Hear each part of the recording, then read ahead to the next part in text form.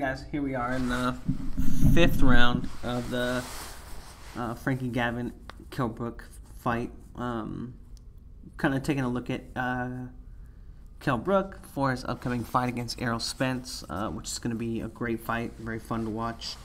I think I'm going to do this round and the next round in one video, just so that we can kind of get through this. A lot of the rounds are kind of looking the same.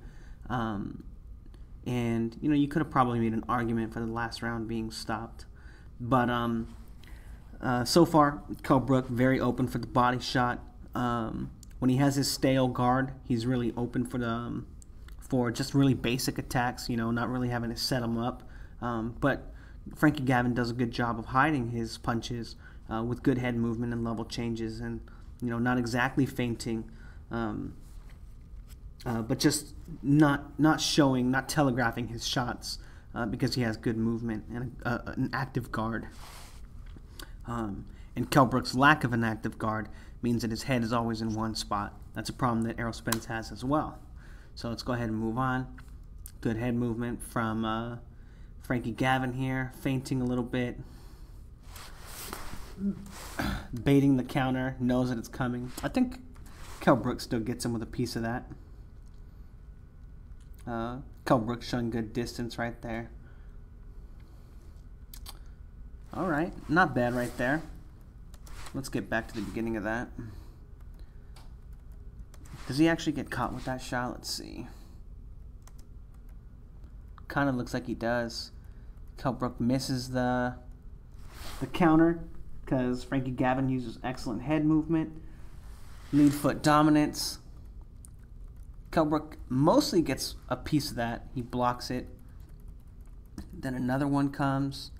He kind of blocks that one. He does not block the body shot with the right hand.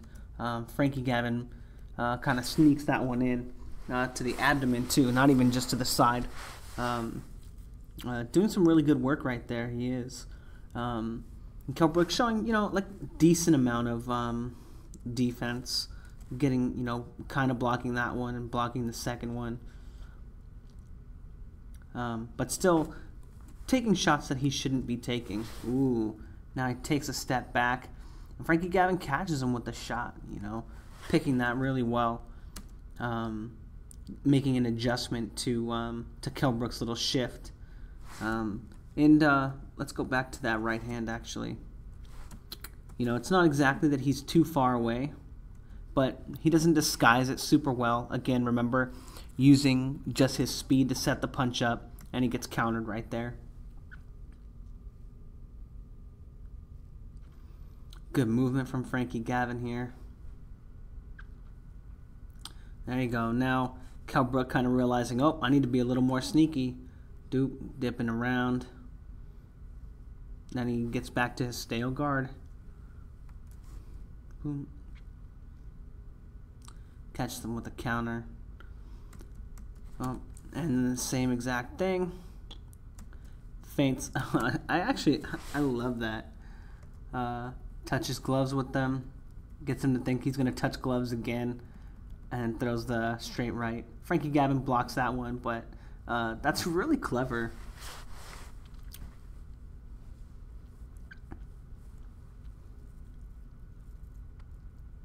Again, Kell Brook, stale guard right there, gets caught with a shot.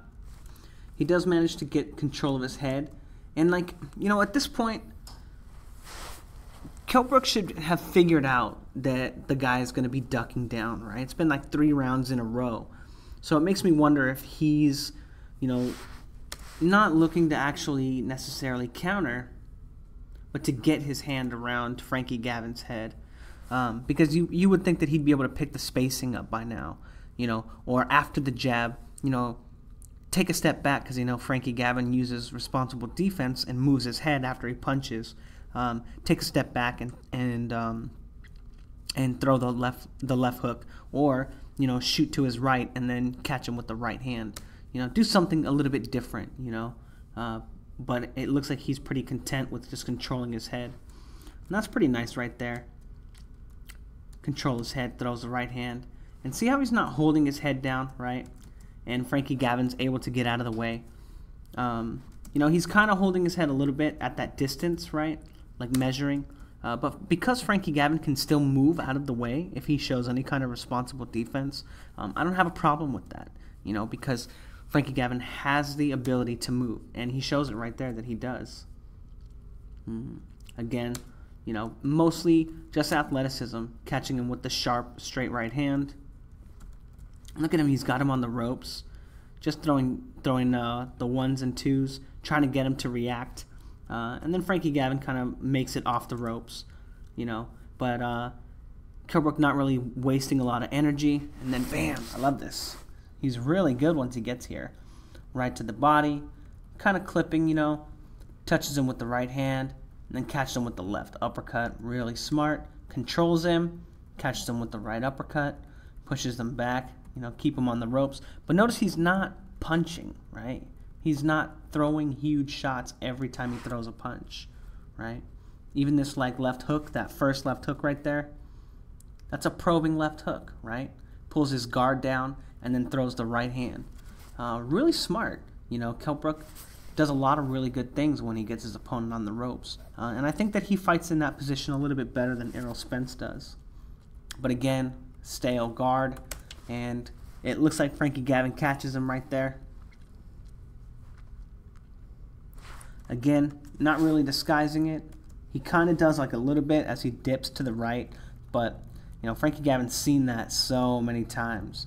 So he closes the distance, grabs his left arm, and then circles out and gives him some pity-pat punches on the way out. No big deal. There you go. There you go, Kell. Let's see some of that. Oh, feint, feint, feint. Shuffle your right hand, shuffle your left hand. Oh, and then he gets caught with a shot. He waits too long a little bit. Frankie Gavin's able to jab him and roll out. I really like that from Gavin. Boom. Knows that the punch is coming.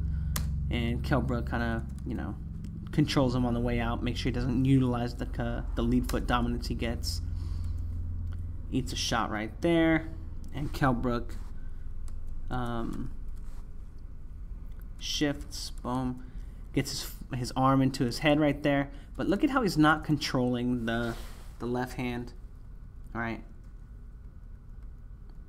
Doesn't exactly take that shot, you know. But if he was using his left hand to do anything, he could stop him from being able to throw it. And I think that one's clean. I think that second left hand was pretty clean. But Kell Brook's going to need to work on that for sure, controlling it. Frankie Gavin's hand on the inside. And what just happened here? Did I miss something? Ooh. Feints him? Yeah, feints him. Gets him to react first. Look at that. Just from like a simple feint, right? Feint. Dips down. And now Frankie Gavin thinks the right hand's coming, so he moves in. And then he does throw the right hand as he's coming in. Catches him with a good uppercut. All from that little feint. That little tiny feint. Boom, right there. Because that's how he always throws the right hand, right? He dips to the left to try and hide it off of his movement. And then uses that as a feint. Touches him right there. Catches him with the left uppercut. And now Frankie Gavin's, you know, not necessarily hurt, but he's confused, to say the least. And he's out of position, most importantly. Gets him on the ropes, touches him with a couple of shots, right? Touch. You know, not a real punch, right? Then throws the left hook hard. Throws the right. A shovel hook or uppercut hook thing. Ooh. And then here he is getting a little bit wild, right? Not really.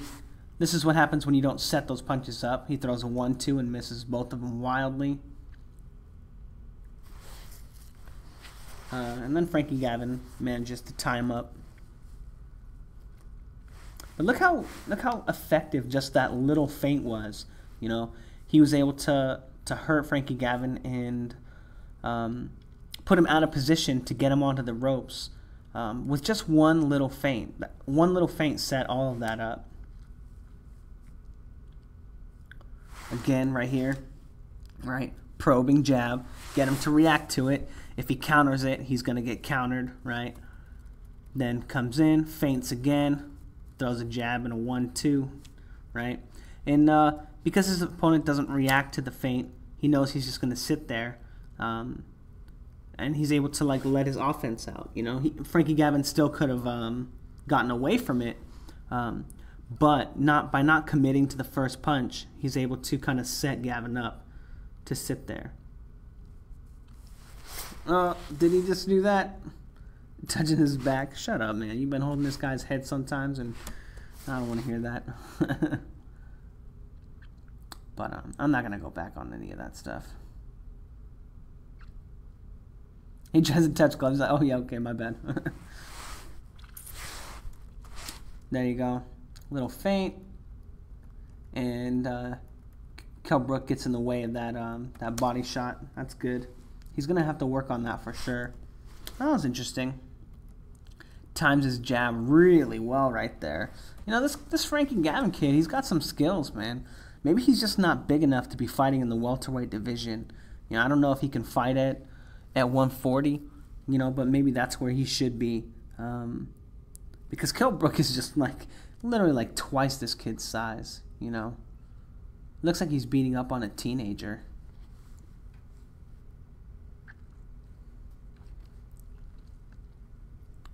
But yeah, the feints in that round, or the feint in that round, you know, set up that whole huge combination against Frankie Gavin. It was extremely effective, and just, you know, gave him a free ride for landing punches. Anyway, we're gonna move on. Oh, let's look at some of the highlights. Here we go. Oh, holding him kind of right there, controlling him, pushes him back. You know, that might be a little excessive, but right there, that was it right there. Boom, feint, makes him think the right hand's coming, catches him with the left hook, right, gets him out of position, and now he's got no recourse. He's kind of stuck. He should have went to holding or trying to grab or get a hold and control Kell before he took all those punches. Even though it's ugly and nobody wants to see that shit, it's better than getting punched in the face if you're the fighter. But this round starts. Kell Brook, a little active of a guard, little bit of head movement, jab right there, circling, feinting some more. Dude, much more active in his guard right here. How did he get away from this body shot? Just didn't land. Expecting the body shot and not the head shot, so good for Kell right there. Frankie Gavin being a lot more active at the moment. Control his head on the way out.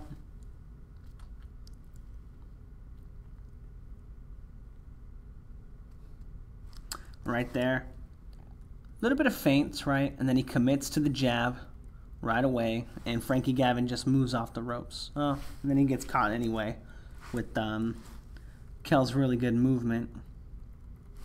Let's take a look at that. Let's see exactly what he does. So, throws the jab, swings it around, controls his head. See how he gets his hand on the other side of his head and is able to catch him with that punch.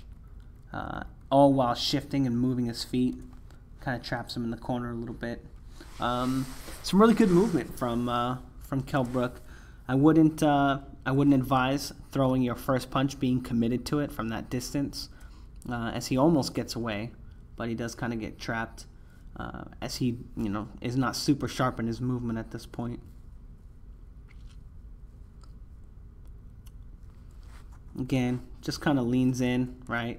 Shows him the same punch. But look how he does it, and he waits for him.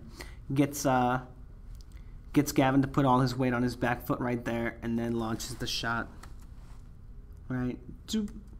Really smart. Super effective, because Frankie Gavin was finding a way to time it, take steps away from the right hand, and counter before, remember? Now Kell Brook's introducing the little feint right before, and he's really starting to catch him.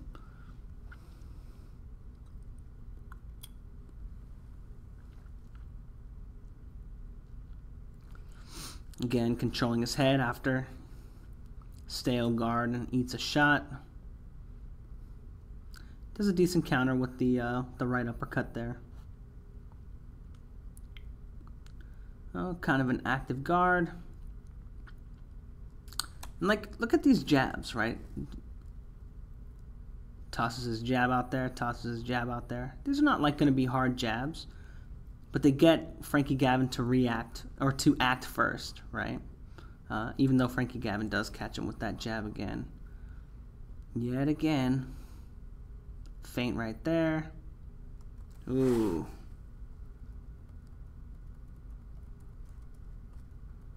Feints him. I can't tell if Kell Brook lands or not, but shows him the 1, throws the 2, and then just gets countered. Really good shot from Frankie Gavin. And I wish this guy was in better shape and he could fight in a different weight class. He's actually a pretty good fighter. Someone pointed out that Frankie Gavin also fought Leonard Bundu. And I've never seen that fight. I couldn't even find it on YouTube. Maybe I'll have to do like a torrent search for it and find it or something. Or maybe it's like only highlights or something. But really interesting. It looks, I think he lost. But I wonder how good of a fight it would be. And that would be interesting to compare it to Errol Spence's fight against him, since they're both southpaws. But right there, smart stuff from Kell Brook. Jab, closes the distance, controlling jab, and then starts letting his power shots go. Nope, kind of frozen.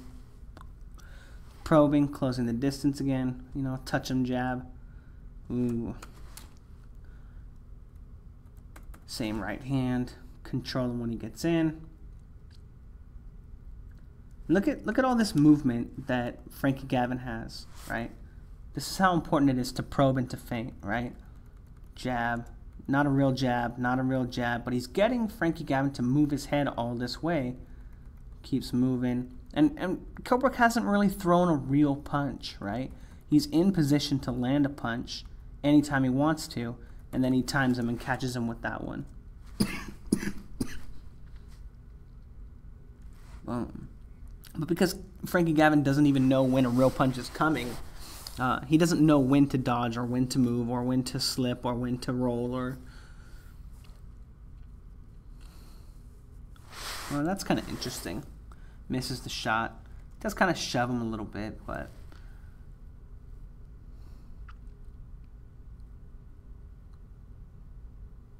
Again, a lot of probing before he lets his offense go. Lands that good body shot. And it's kind of clear at this point that, I don't know, Frankie Gavin's just too tired at the moment.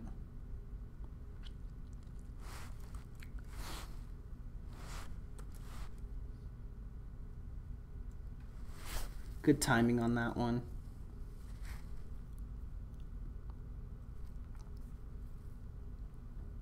That was interesting. Leans in, just like he always does for the right hand, and throws a left kind of uppercut instead. Frankie Gavin gets out of the way of the right hand.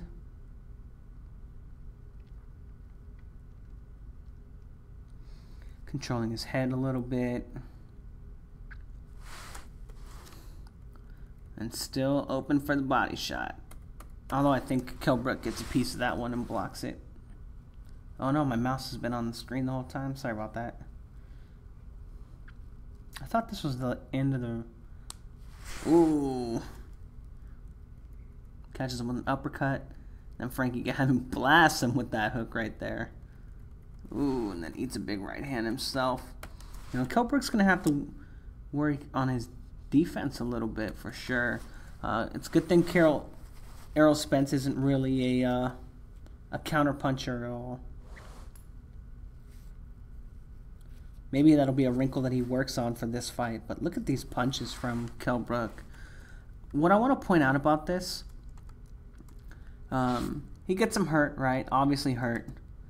Lands a shot right there. Controls his head.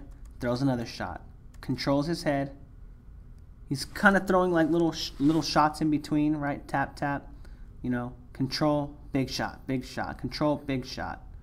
He really takes his time, once he gets him on the ropes and he gets him hurt. And that's something that Kell Brook, he does much better than I would have realized before doing the film study. And I think he does that. I do think he does that a little bit better than Errol Spence. Errol Spence, also on that note, really good. He has really good movement. He takes more angles when he gets on the ropes, or he gets his opponent on the ropes. He takes more angles than Kell Brook does. If you watch his training too, he does a lot of that with his trainer. Another thing that I watched when I was watching him train, he practices with his trainer. When his trainer has his mitts on, they'll start wrestling in the middle of the ring. Like his trainer will grab his arms and they'll kind of just wrestle and push each other back and forth. It's kind of strange, but it's refreshing, you know, because that's going to be something that happens in a fight. So you want to be prepared for it.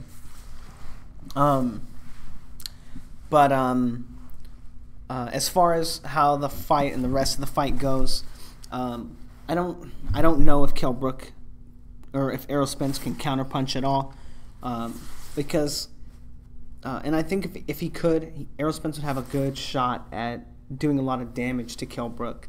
Kell Brook is really open for counters, but he did do a pretty good job of beating the counterpuncher, figuring him out, using the feints and stuff and the different timings on his punches, right? When he'd lean in, make him think he's going to throw the punch, get him to react first, right? Probing, even just probing with head movement or, you know, shifting your body, right? Making him react and then launching punches. He needs to be more active with that kind of stuff. You know, you don't want to throw your right hand 25 times, then your opponent starts making an adjustment, and you stop landing it, and maybe you walk into someone else's trap. But you want to start that with setting up your trap. You know, start that as your trap. And that's part of like the whole like building a house philosophy, right? You're having a sharp right hand is important, but you have to know what to do with it. All the different ways that you apply that right hand or that left hand or that uppercut or that whatever punch, right? It can't just be like, oh, you just start, you know, if it's a hammer, you don't just start hammering things, right? You have to know what you're building, what you're setting up, and you have to, you know, use feints, use the probing, use the active guard, right? You know, probe with your jab. You know, you have to do something so that you don't put yourself into a terrible position and walk into a shot while you're landing your punches. But anyway, that's it for this fight and this series of film studies. I'm going to do some keys to victory, what I think is going to be important for Kell Brook to win the fight against Errol Spence, and and then one for Errol Spence's key to victories to beating Kell Brook, and then I'll give my official prediction. At the moment, I think I'm leaning towards Kell Brook getting the fight. I won't say why. You know, I'll wait until I'm a little more sure. But that series of videos might take a couple days. I might have them finished by, you know, Monday or something. But I doubt that I'll be able to get them out by tomorrow. Because, you know, looking at film from two different fights, comparing them and whatever. But anyway, let me know what you guys think. Let me know what you think their keys to victories are, right? Just write them down in the comments section, and I'll see what I think, and maybe I'll add them into the video series. I think that'd be kind of cool if I agree. And then, yeah. So anyway, like, comment, and subscribe, and let me know what you think in the comments. Thanks, guys.